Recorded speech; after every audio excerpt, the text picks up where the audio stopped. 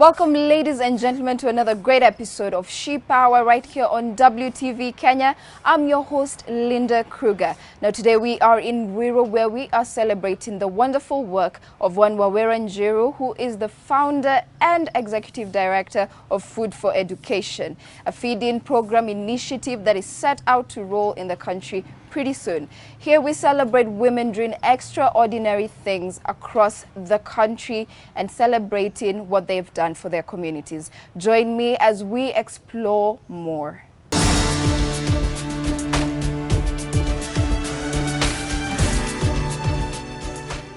Ladies and gentlemen, this is She Power, where we focus on highlighting women doing extraordinary things across all fields. Today, I am joined by Wawira Njiru. We are here in Wawira, focusing on one of her projects under the Food for Education initiative.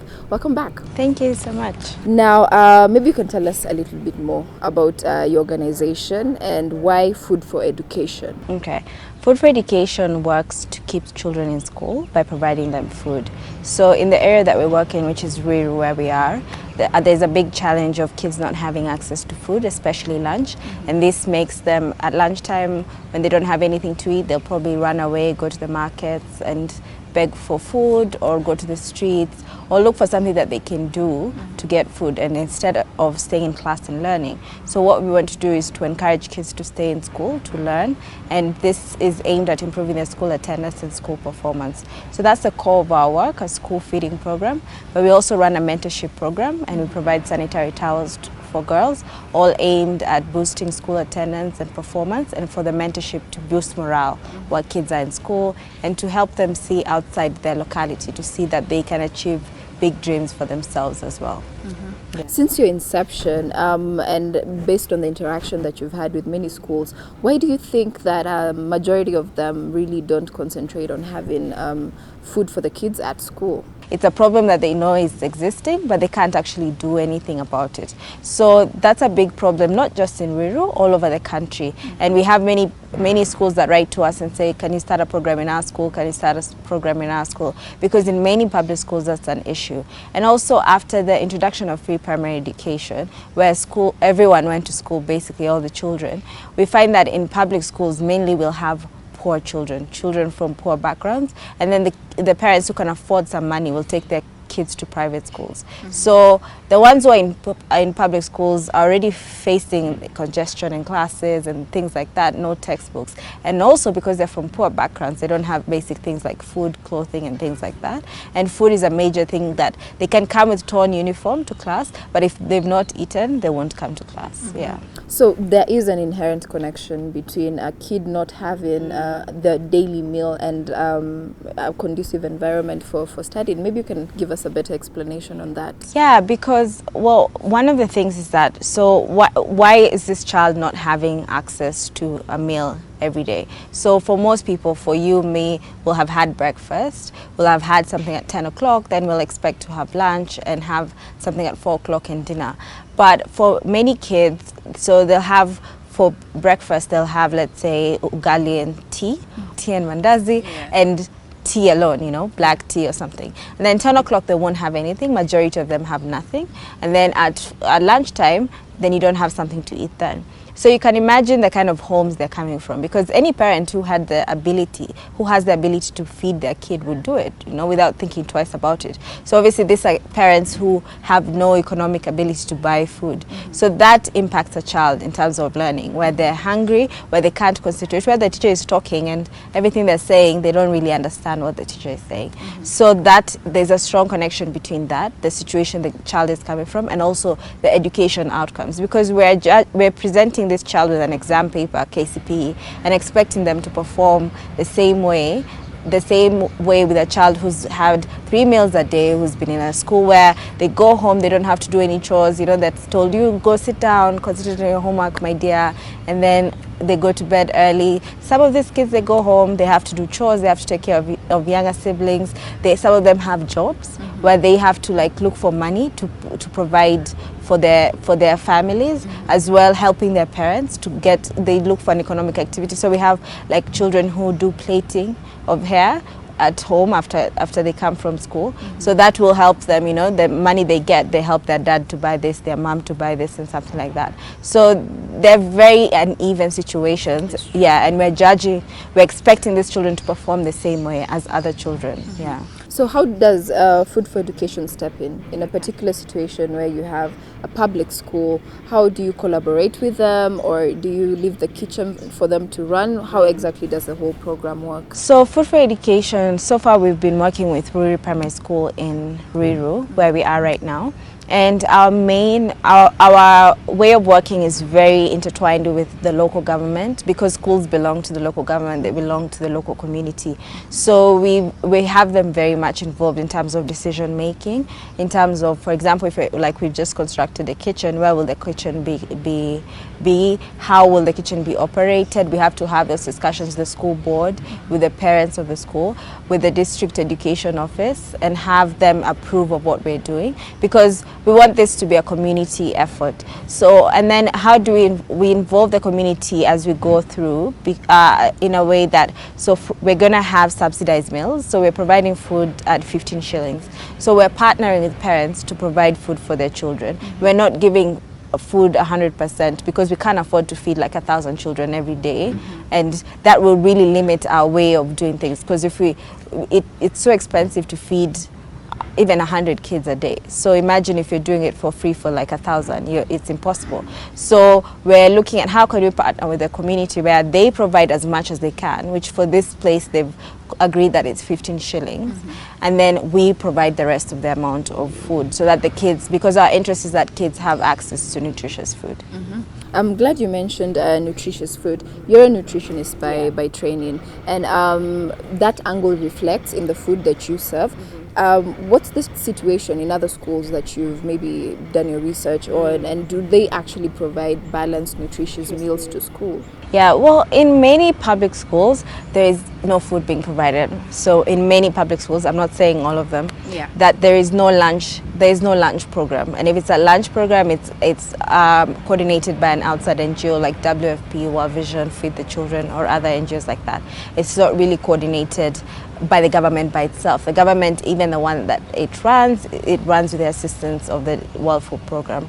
So we'll find that kids are not having access to enough protein, and protein is very important to development, and because it's more expensive, parents will exclude it and only have it on like special occasions and things like that. So for us, our meals have a strong focus, because we can't provide a meat-based protein because it's expensive. We ensure that every meal that we provide has plant-based protein, which is beans, legumes, kunde, cowpeas, all these different legumes that we have access, depending on what's cheap in the market at the time, because most of the times that's the only protein that the kid has during the day. So maybe they had chai mandazi or chai alone for breakfast, then in the evening they'll have ugali and cabbage or ugali and soup or something like that. So it's not like the whole day they would not get a protein. They don't get access to eggs because they cost more and things like that. So from a nutrition perspective, we're really focused on getting them that, and then looking at how we can incorporate more vegetables in the meals that we provide as well, so that they can have access to all the vitamins that they need to grow fully. Yeah.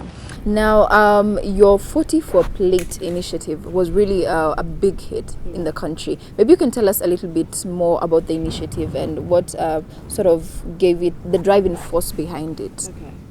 Well, 40 for Plate was just an initiative that we came up with because we were looking to finish off this kitchen. We'd started, it wasn't moving anywhere, we didn't have any money to finish off, and then a bunch of us came together. We partnered with organizations, Vitabu Vietu, Africa and Green Sports Africa, and all these are led by young people, and we said, okay, as young people, what can we do? We don't have, we can't really go to a mainstream media and say this is what we want. And we thought we have the power of social media, and we can tweet, we can Facebook, we can create something that if people are interested in, they can join us. So we wanted to finish off this kitchen and feed kids. So we wanted to finish this kitchen and feed 1,000 kids from this school and the school next door. So that's what we're going to do from next term. But it started off basically as just a bunch of young people who wanted to do good, who wanted to do something and show that as young people we can achieve something, you know. So that's how it started off. It started off very small. Actually, we just sat down over pizza and came up with the idea. Yeah. Wow. And after that, we were very encouraged by the reception that we got from Kenyans. That was something that I keep reflecting on, and I keep thinking that it was so generous of so many people who gave their time, who even like took time to write a message, took time to give. Even if they couldn't give, they said, you know, you're really doing a good job and things like that. And that's very encouraging. So that was it was like we had close to 2,000 Kenyans who donated to us, and that was very encouraging from people. Basically no one knew us, and now all these people are saying we want to give 44 plate for this, and it showed that Kenyans do want to give, they do want to do good, they're looking for avenues that they can do that, and this is just one avenue that they can do that. And we've seen then people have taken other avenues to give, and that's very encouraging, because as I keep saying that, you know, Kenya belongs to all of us. It's not just politicians, it's not just certain people, it belongs to all 48 million of us. And if we decide that because something is going wrong, we're not going to work to fix it, then yeah, everybody loses in the end. Yes. And from this initiative, maybe you can share with us some of the lessons learned and also the feedback you got from the public. You've intimated that many Kenyans just don't know how to help. How can we change the situation? I think that the feedback, first of all, was very positive for us. So that was very encouraging. Even from social media to mainstream media who picked up, and having interviews on other mainstream media, including WTV now. So for example, for us, it was the idea that a child should not learn while hungry. And that was a simple message that everyone could understand, you know, no matter what the argument. There's no one who can argue that a child in class should not be hungry. A child should be learning. So like looking for ways where you can communicate that message in a very simple yet effective way. So I think that Kenyans are very generous, and Kenyans do want to invest in Kenya. Maybe many of us are apathetic sometimes because of the situations of politics and all that. But when we find an opportunity that we feel like we can change something, we work towards it. And that's been very evident with different campaigns, not just 44 Plate, with Jadudi and Kenyans for Kenya and things like that. Yeah. So there's a lot of potential in that we can tap to create more momentum, and yeah. Were people aware that a lot of the schools don't provide, you know, lunch to students, to their pupils? I keep saying Kenya is so divided in terms of thinking. There are middle class bubble, you know, there are people who live in low income areas who are living in their own world. There are people who are very rich living in their own world. So everyone is kind of living in their own world. And what the campaign sought to do was kind of break that bubble that we're living in, and show that this is a situation, this is what is happening. So before the campaign, we held an exhibition that was called the 43%. And the 43%, we'd taken photos of children and the food that they eat. So we'd taken kids, some schools we took were Brook House, and then schools like this where kids don't have access to good food. So we'd have someone eating linguine or languine? Yes, something fancy in Brook House. And you know, it's not that they shouldn't be eating linguine. Like, if they want to eat it, that's fine. But looking at how can we even the skills, how can we have all these are children, all these are Kenyan children. The only difference is that they were born in very different circumstances. So that was a big thing for people to see that and actually say, you know what, I actually believe that every child has not done anything that they shouldn't deserve something as basic as food. Amazing. And maybe we can go to the founding of your organization. That was in 2012. Yes, correct? yes. And share with us, how has the journey been? I mean, from the inception of that idea all the way to the progress that you've made now in such a short time, if I may say. You can tell us a little bit more. 2012 was basically very idealistic, wanting to change the world, kind of, let's start small and then we'll go everywhere in Kenya, we'll go all over Africa and things like that. And I was very young then. So we started working on it in 2011. So that's when we raised the money and then launched the kitchen in 2012. And it was very much like just getting my friends together and saying, guys, this is what I want to do. So I was living overseas at the time. I was doing my undergraduate. And so I did a Kenyan dinner, raised some money, cooked chapatis for it was in Australia, so everyone was like excited about chapati and all this Kenyan food. So that was very, like, it was from a place of just wanting to change and just do something small. but then hoping that it can become massive and big. So since then, it's been obviously very challenging. I would say that we haven't grown at the pace that we'd want to have grown at. So when you look at that, it's around 4 years, and we're feeding twice as many kids as we started with, but still the need is much greater. So looking at how can we impact more kids at a quicker rate, that's when it's really helped us in terms of because that was a pilot program. It really helped us in terms of learning, so we could make mistakes in a small group, not in terms make mistakes in terms of maybe fundraising, and realize that this fundraising method doesn't work. To kind of scope out the situation. Yes, and learn what works and what doesn't work. What have you loved about it thus far? Well, the biggest thing that I really love about it is that when you see kids who are impacted, I know that sounds cliche, but when you actually see kids stay in school and learn, and then they're able to go to high school. And now we have, from 2012, we had a kid then who's the year then they're now finishing Form 4. So now seeing kids who are finishing Form 4, you know, they were able to stay in school then, they learned, did well in their KCP, got to high school, they've been able to learn then, and now they're finishing, and they're going to be contributing Kenyans, you know, they're not going to be people who are roaming the streets, stealing, doing things like that to survive, but they'll be able to go to university, they'll be able to access jobs, and that's a really proud thing for us, that we have young people who are now getting opportunities. They're now contributing members of society because of the program that we implemented. So that's been a proud moment, and I'm looking forward to more moments like that in the future, where we have bigger groups, you know, more kids like that who are going through high school, who are finishing primary school, staying in school, going through high school and university, and getting good jobs and living their lives, being successful in their own right. Amazing work, Wawira. We're going to take a short break, viewers, and when we come back, we'll continue with our conversation with Wawira and find out some fun facts about her as a person. Keep it She Power on WTV Kenya.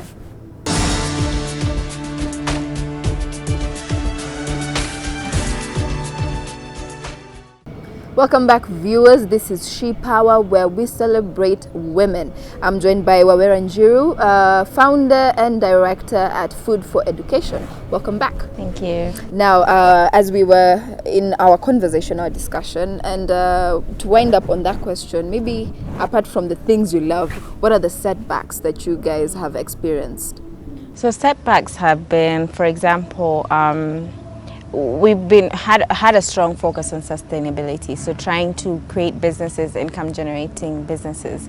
And I remember in 2012 we set up a pig farm, and it was really successful, it was doing well, and then a point got and all the pigs died.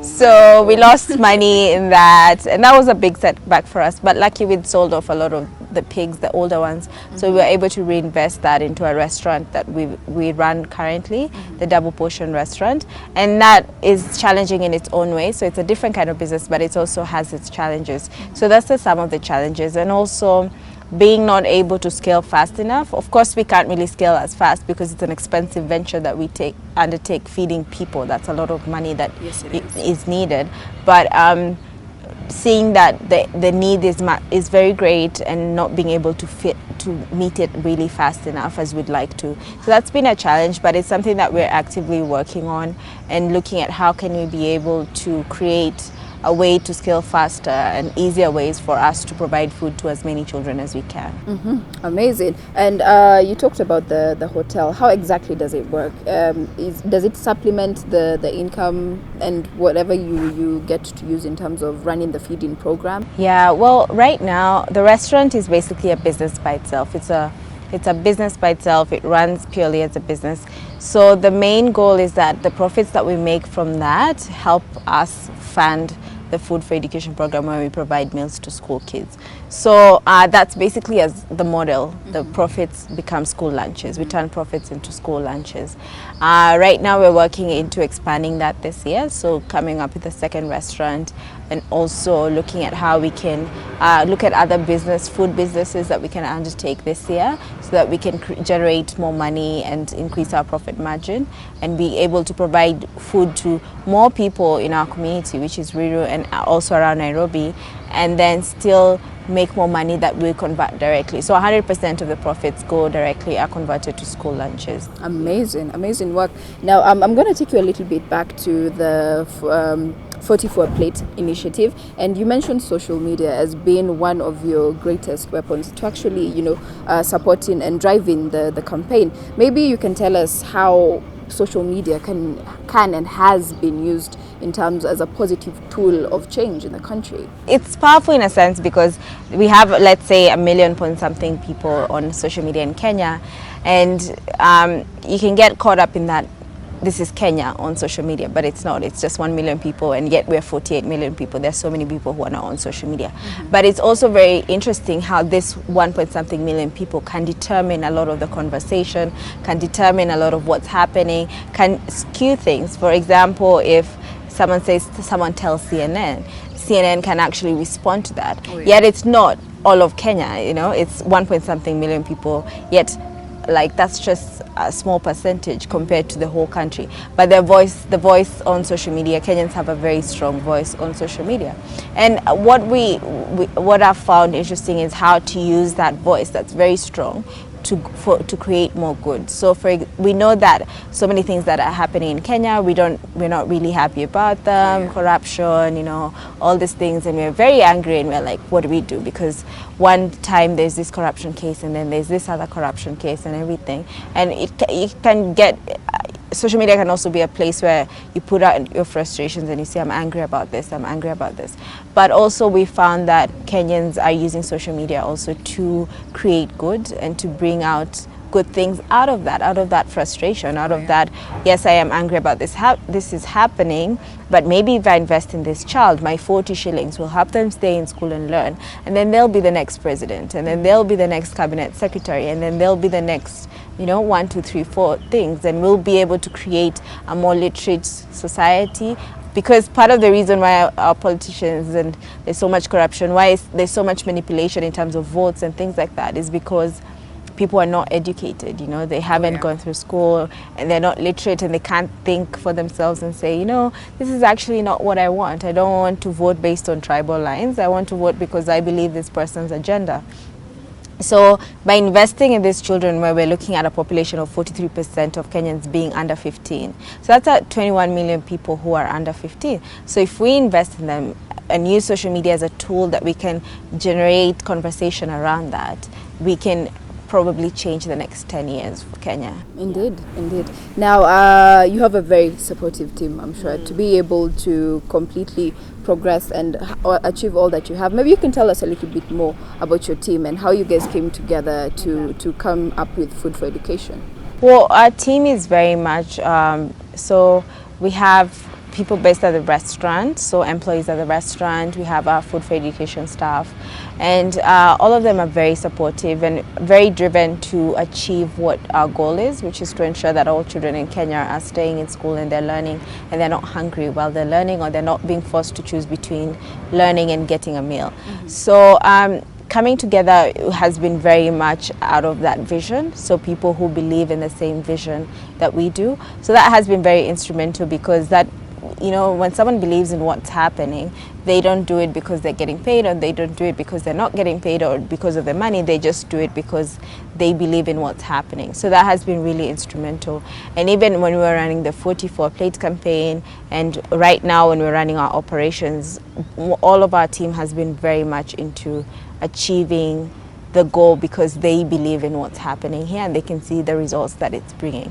So that's the driving force of the team, and we've been able to create that culture of we're doing it, to achieve the results for the children. So yeah. Amazing interaction there. And thank you so much for sharing with us. It's about that time that we get to learn a little bit more about Wawira as a person. Hope you're ready. Okay. So, what's the first thing you do every morning when you wake up? Embarrassing, but I check my phone. I think everyone checks their phone when they wake up. So I'll check my social media, check my emails, and then, go have a shower first thing, before anything. Okay. So, do you have a pet name at home?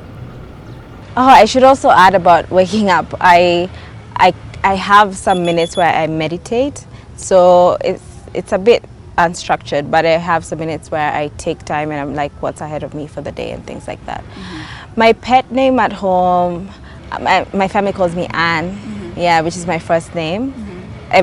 Many people call me Anne, other people call me Wawira. Yeah, that's basically it. Just basically. Yeah, our household calls me Anita, so I don't know why she calls me that. Yeah. What's your cheat meal? My cheat meal, burgers. I love burgers, really good burgers. Not the greasier the better. I really like when people have put in a lot of thought into that burger. And I always feel like I'm doing a bad thing, but yeah. Okay, amazing. And to wind that up, maybe you can say our riddle of the day for us. How can a clam cram in a clean cream car? I said it. Twice. I guess, or twice.